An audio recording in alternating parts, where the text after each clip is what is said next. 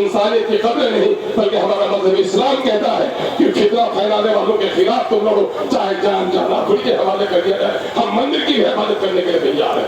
ये बात जान लो, जो हिंदू कुरान को न माने, वेद को न माने, वो हिंदू नहीं है। जो गुरु ग्रंथ को न माने, वो कितनी ही बड़ी दाढ़ी टोपी पहने, वो मेरा भाई पंजाबी सच्चा पंजाबी नहीं हो सकता है।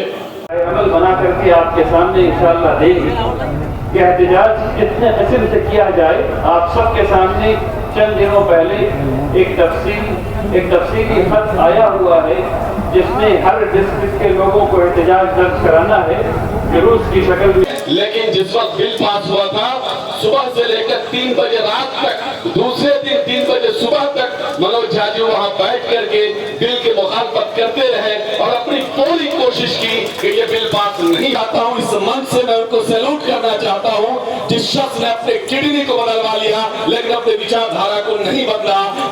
इस वक्त मैं किशनगंज के लेहरा मैदान में मौजूद हूँ। यहाँ पर कम से कम 50,000 लोग मौजूद हैं। एक बार कैमरा पैन करके दिखाएंगे कि यहाँ जी 50,000 लोग कम से कम यहाँ पर मौजूद है। एक बार मैं कवरेज देती हूँ उसके बाद कैमरा पैन कीजिए।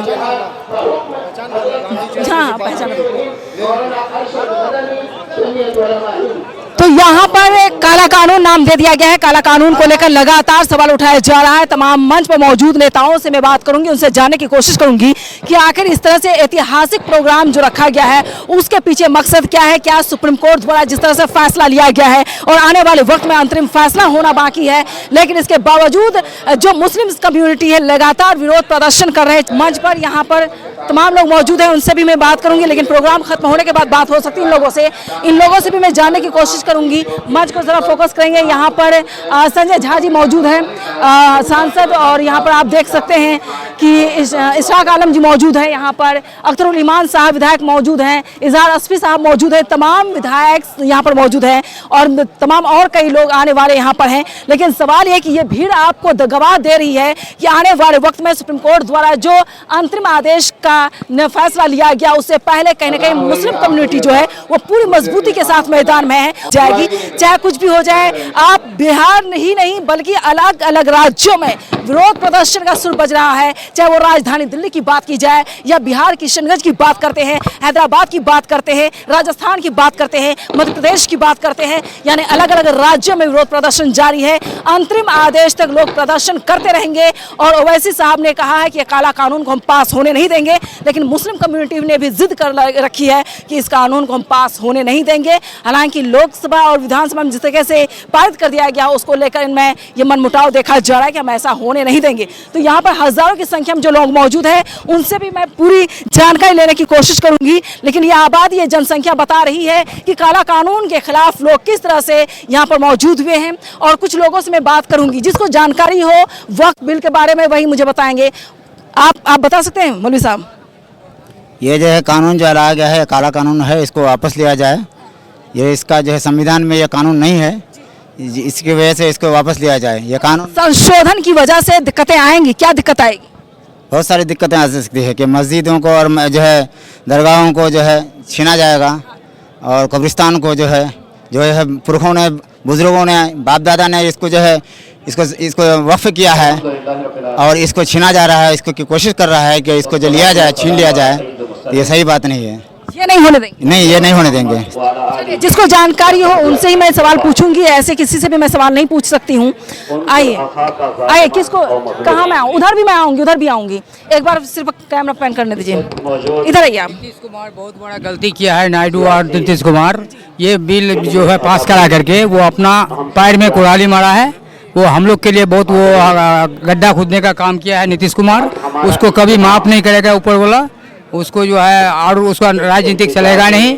इस बार के बाद उसका सरकार बनेगा नहीं, उसका वही ख़त्म हो गया। मुसलमान को धोखा दिया है। और क्या नाम है आपका? मोहम्मद कमरुद्दीन साहब, आपने कहा कि इस बार उनकी सरकार नहीं बनने वाली। नहीं बनेगा, कोई हालत से नहीं बनेगा। वो हम लोग को धोखा दिया है। वोटर्स जो है उनके साथ धोखा हुआ है। कोई मुस्लिम हो या हिंदू हो, कोई उसका साथ में नहीं है। सबको दुख है ये बात का।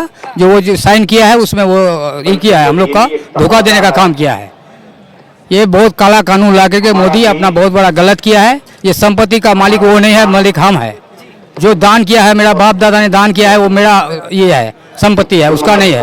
वो मेरा हदीस का बारे क्या जानता है, मेरा कानून का बारे क्या जानता है वो। जी क्या बोलना चाह रहे थे? जी हमारा कहना ये है कि आज का ये इजलास संविधान बचाओ इजलास है, इसलिए कि संविधान बचेगा तो हमारा भारत देश बचेगा और हमारी जमहूरी मुल्क बचेगा। सवाल है कि तरमीमी बिल ये हमारे जायदाद प्रो पार्टी के ताल्लुक से वो कानून क्यों बनाएगा, उसको किसने हक दिया, किसने मशवरा दिया? ये गलत कानून है, काला कानून है।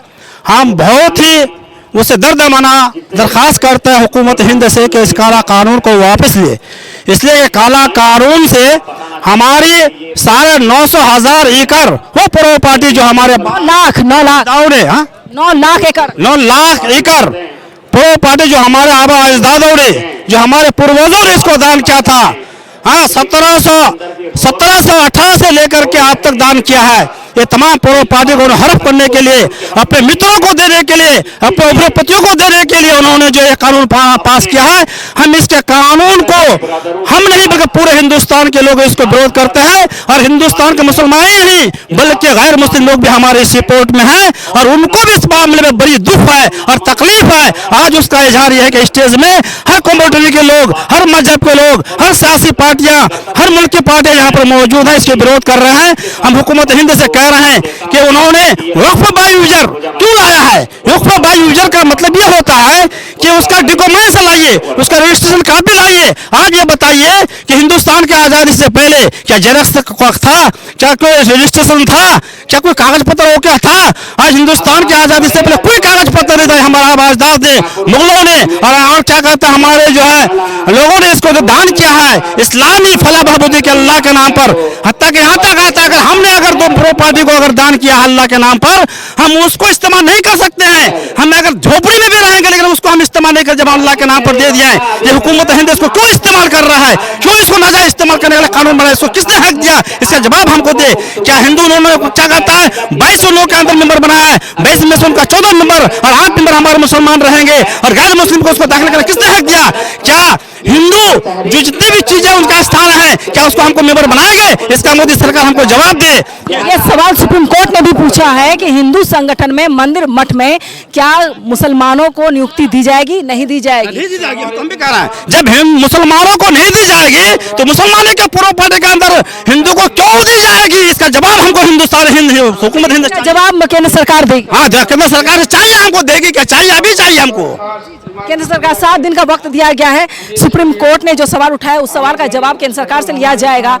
लेकिन यहाँ पर और भी लोग मौजूद हैं, उनसे मैं बाद में बात करूंगी। एक बार कैमरा उधर पैन कीजिए।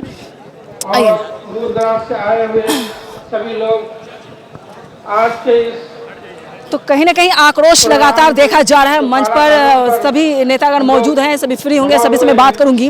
तो एक तरह से आक्रोश देखा जा रहा है। सुप्रीम कोर्ट ने भी ये सवाल पूछा कि क्या मंदिर मठ में हिंदू कम्युनिटी द्वारा क्या मुसलमानों की नियुक्ति होगी? तो बताया गया कि उसका जवाब 7 दिन का वक्त लगेगा, 7 दिन के अंदर उसका जवाब मिलेगा।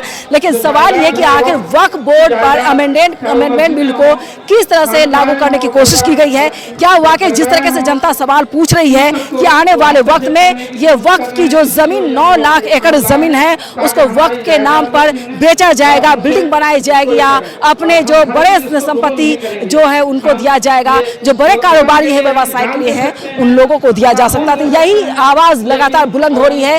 मंच से लगातार यही सवाल पूछा जा रहा है कि क्या ऐसा होना मुमकिन है? लेकिन मुस्लिम कम्युनिटी का कहना है कि ऐसा नहीं होने देंगे।